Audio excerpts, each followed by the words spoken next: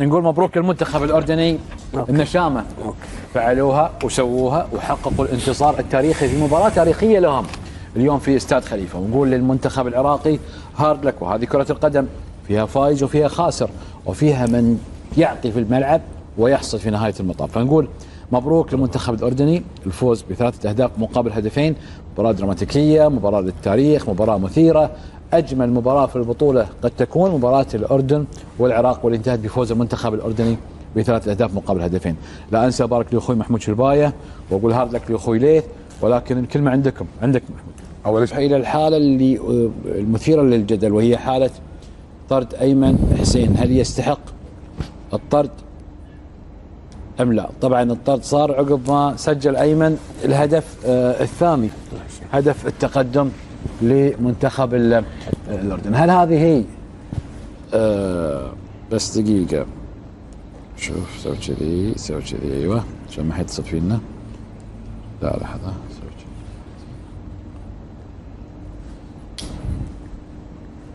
ما يدي اخوي، ما ادري وايد قافل تليفونك انت.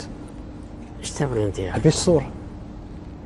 انا حالتي انا ابو جاسم، هل هذه هاي وحالة التعمري على ايد جلال، هل هاي سبب الطرد يعني او الانذار الثاني ام لا؟ عموما نفس الحركة، لكم مطلق الحرية، ترى على فكرة الاثنين نفس الحركة. نعم. الآن عبد اللطيف، ايش سبب طرد أيمن حسين؟ لانه رجع عمل الحركه اللي هو عملوها لاعيبه منتخب الاردن. ما سمعت. رجع عمل نفس ما عملوا لاعيبه الاردن. يعتبر مخالفه؟ طبعا مخالفه. محمود، انا بعرف. اعتقد انه سواها داخل الملعب، يقول لك سواها خارج الملعب. اذا ما عنده حتى قيمه داخل الملعب ولا خارج الملعب. سوء سلوك هو اعتبر. كابتن منذر بجوز اخر الوقت. نقطة نظام. اذا محمود شلباية يقول لانه هو عمل نفس نظام الاكل وقد يكون فيها نوع من الفتنة مع اللاعبين المنتخب الاردني والجمهور، واثنين يقول اخر اللعب. احمد كانو. والله ممكن خالد لانه عنده كرت اصفر، فروح مع الحكم يعني. شنو؟ كرت اصفر يستحق. على ايش؟ على الحركه اللي سواها، اعتبرتها حركة المنسف. او انه اكل، هو ما قال انه قاعد اكل المنسف. محمد سويلم. ما ادري والله. حكى ما ادري. من قال لا اعلم فقد افتى. نعم صحيح. ليث. كابتن يعني الحكم قد يكون على ايضا موضوع جلال مع التعمري اللي داس على، وجدتي هاي الثانيه، فاكيد المدرب كان اشكاله على هاي الحالتين او بعض الحالات، لكن بحاله ايمن اعتبرها تاخير وسوء سلوك، هذا اللي اعطاه الانذار وطرده، فاعتقد بها مبالغه. فيصل. خالد، انا مش مع الحكم في حاله الطرد، انا ما اشوف فيها. اذا كان على التاخير الحكم اليوم في عنده وقت اضافي يقدر يسوي، بس انه ما اظن ان فيها، مش متفق مع الحكم انا في مش مقتنع ان موضوع ان الاكل او يعرف الاكل هو الحكم.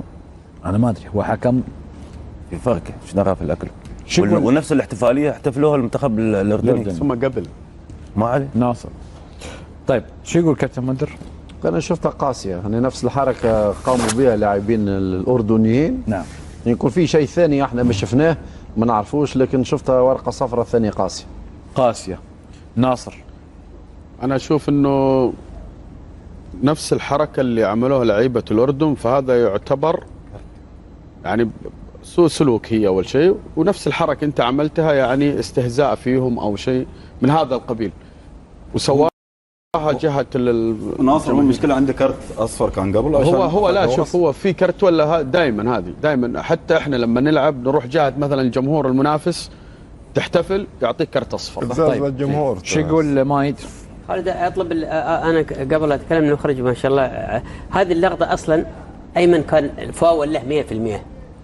هو احتج على ان الحكم ما اعطى انذار، فاعطاه انذار غير مستحق، رجع اللعبه الاعاده، في فاول على العرب، دخول قوي على كتف على ايمن، من حقه انه كان ياخذ فاول ولم يحتسب له. يا ليت يرجع الحكم، شوف يعرب الان يضرب على بالظهر او يتكي عليه ودفع، في فاول 100%. شوف الان ما لمس الكره، شوف فاول 100% صحيح لايمن. زين. ما حسب له، ايمن احتج اعطاه انذار، فالحكم يعني انا اعتقد انه حط في تفكير ان ايمن مشاغب او حاجه.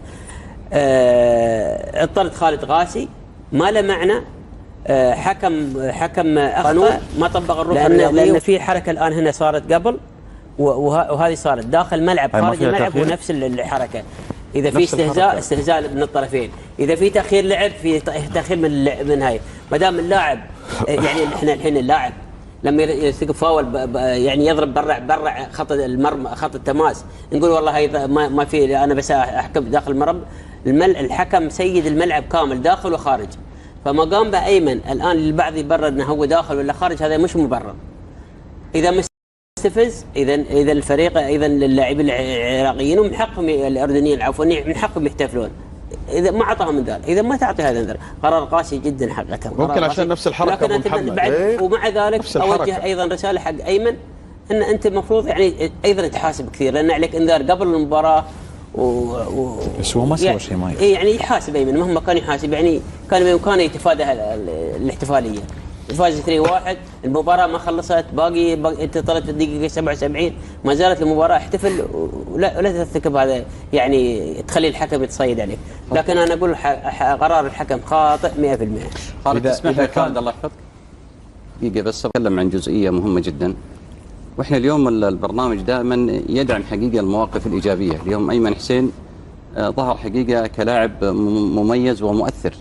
نتفق على الأخلاقيات اللي يتواجد من خلالها ايمن حسين، لاعب عنده أخلاق عالية جدا، عنده حسن تعامل مع الآخرين. أتمنى حقيقة أنه هذا الموقف اللي حصل وبالتالي كان مؤثر بشكل كبير على المنتخب العراقي مما أدى إلى خروجه، فأتمنى حقيقة ألا نقسو على ايمن وأن نتعامل معه بمعاملة فعلا بما يستحق حقيقة من خلال المعطيات.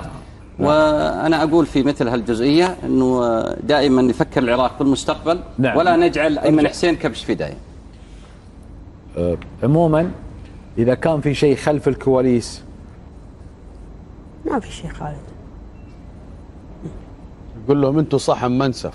إي بس يكلم من هنا، هو يكلم من هنا، مو هي ما ندري جمهور ولا جمهور الأردن.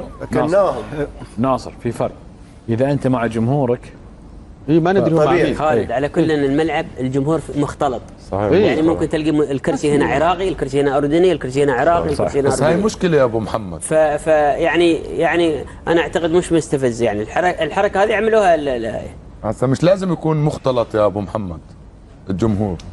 عموما الحالة اللي احنا نتكلم عنها مختلفين عليها هل هو بسبب تضييع الوقت؟ فإذا قلنا تضييع الوقت ما أدري، أو أن حركة الأكل ممكن الحكم اعتبرها استفزاز الخصم بعد ما ندري، أو اتجاه اللاعب والاحتفال جنب الجمهور، وهل هذه عليها كرت أصفر ولا لا أيضا ما ندري. لكن أعتقد أن هذه الثلاث أشياء اللي شفناها كصور قدامنا ما عليها شيء، لكن إلا إذا كان شيء خلف الكواليس وبناء عليه الحكم قام برفع الاشهار البطاقه الصفراء ثم الحمراء. حصل بطاقتين خالد، ايمن حصل بطاقتين صفر لا يستحقهم، سواء البطاقه الاولى اللي لا كان فاول واحتج عليه وايضا الفاول، حتى احتجاجي عادي ممكن الحكم يعني الاولى ابو محمد ما يستحقها، ما يستحقها الاولى والثانيه ما يستحقها، الثانيه ما تدري ما يستحقها ابدا ما يستحقها. الثاني حتى خالد الثاني حتى نفس الشيء. كرت الاحمر مو من السهوله انه يطلع، لازم الكرت الاحمر خالد في التحكيم لازم الكرت الاحمر يكون اقوى من الاولى. هاي قانون تحكيم يعني نص ان الخطا الثاني يجب ان يكون اقوى، يستحق اقوى من الخطا الاول.